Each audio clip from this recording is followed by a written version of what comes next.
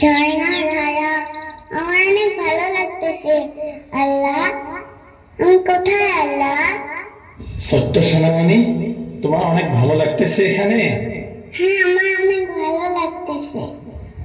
তুমি পৃথিবীতে কি করেছো জানতে চাও? হ্যাঁ, জানতে চাই।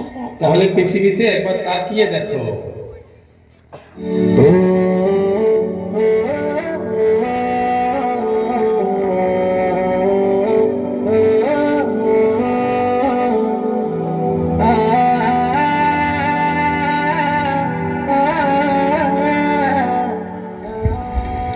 আঙ্কেল, আসসালামু আলাইকুম। আঙ্কেল দাঁড়ান। কি ব্যাপার মামনি, তুমি আমাকে দাঁড়াতে বললে কেন?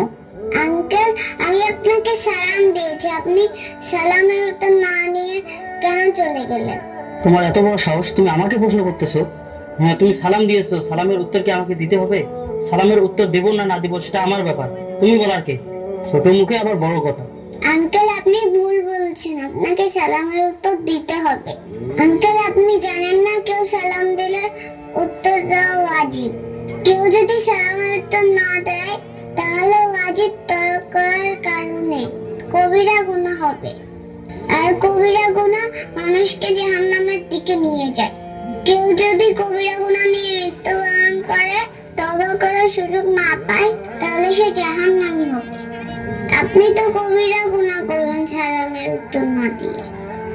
মামনি, তুমি যা বলছো আসলে ঠিকই বলছো। আমি তো এতদিন বুঝতে পারিনি সালাম দেয়া সুন্নাত, সালাম নেয়া ওয়াজিব, ওয়াজিব তরক করলে কবিরা গুনাহ হয়। তুমি ছোট মানুষ হয়ে আমাকে এতভাবে এত কিছু বললা, এত কিছু তুমি জানো, তুমি আমার চোখ খুলে দিয়েছো। আমি আসলে জানতাম না, কেউ আমাকে এভাবে বলেওনি। আজ থেকে আমি আমার নিজের ভুল বুঝতে পেরেছি, আর আমি এরকম কোনোদিন করব না। আজ থেকে আমি ভালো হয়ে গেলাম। আজ থেকে আমি সবাইকে সালাম দিব এবং সালামের উত্তরগুলো ভালোভাবে নেব। আচ্ছা মামনি, আমি তো তোমাকে চিনলাম না, তুমি কার মেয়ে? আমি আবু সাঈদের মেয়ে। ও, তুমি আবু সাঈদ ভাইয়ের মেয়ে? আমি তো আগে তোমাকে চিনতে পাইনি। যাক, আল্লাহ তোমাকে অনেক বড় কিছু করুন। আচ্ছা ঠিক আছে মা, আমি এখন আসি। হ্যাঁ, আসসালামু আলাইকুম। ওয়ালাইকুম আসসালাম ওয়া রাহমাতুল্লাহ।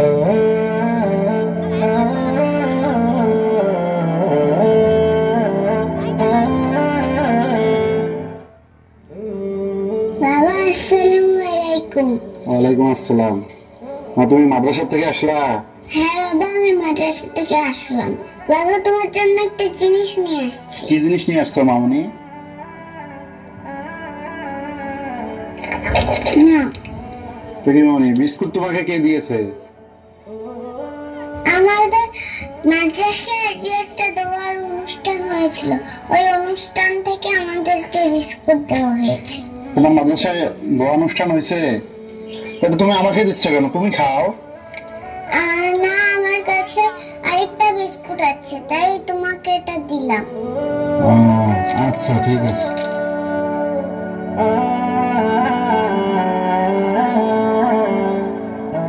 বাবা দাঁড়াও, তুমি এটা খাবে না। কেন?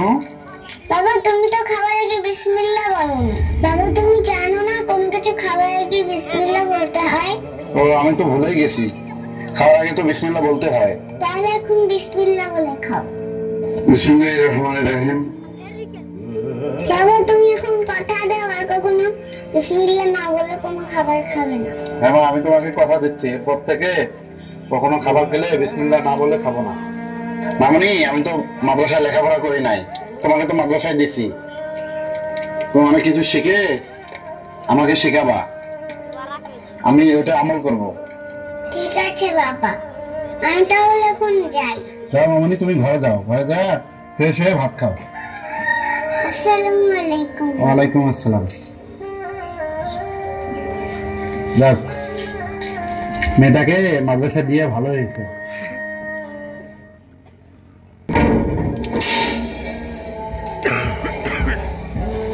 সাবিয়া, সাবিয়া, এক গ্লাস পানি নিয়ে আসো তো। না ভাইয়া, দাঁড়া ভাইয়া, বিসমিল্লাহ বলোনি তো, তুমি খাবে না। আমাদের নবী বলেছেন কোনো কিছু খাবার আগে বিসমিল্লাহ বলতে হয়। বিসমিল্লাহির রহমানির রহিম। দাঁড়াও ভাইয়া, আবার কি হলো? তুমি তো বাম হাতে খাইতেছো, তুমি তো ডান হাতে খাচ্ছ না, তুমি ডান হাতে খাও। দাঁড়াও, আবার কি হলো? তুমি বসে থাকবে না, বসে খেতে হয়তো। ও আচ্ছা, দাঁড়াও ভাইয়া, আবার কি হলো? পানি একবারে খাবো না, 3 নিঃশ্বাসে খাবা। ঠিক আছে। দাঁড়াও ভাইয়া, তুমি পানি নিঃশ্বাসটা তো ভিতরে ছাড়ছো, নিঃশ্বাসটা তো বাহিরে ছাড়তে হবে। ঠিক আছে।